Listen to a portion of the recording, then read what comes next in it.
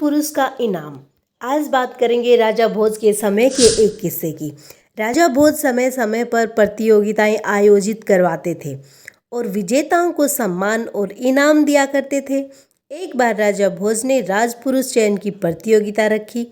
इसके लिए एक वाटिका बनाई गई जिसमें हर तरह की वस्तुएं रखी गई, लेकिन उन पर उनका मूल्य नहीं लिखा गया।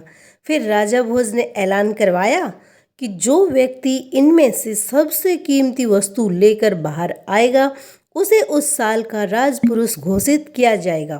कोई हीरे जवाहरात लाया तो कोई पुस्तक उठाकर लाया, क्योंकि इनके बिना अधिक मूल्यवान और कोई हो नहीं सकता।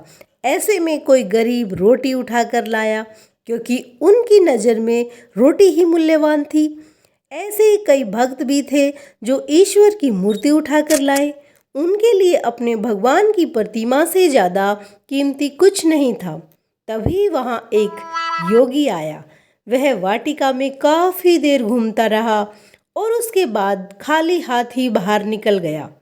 अब राजा भोज सभी व्यक्तियों की लाई हुई वस्तुएं देखने लगे। जब उस योगी की बारी आई तो राजा भोज ने उसके हाथों में कुछ न पाकर उनसे पूछा कि तुम उस वाटिका से क्या लाए हो। योगी ने राजा भोज से कहा, मैं वहाँ से सिर्फ संतोष लाया हूँ महाराज।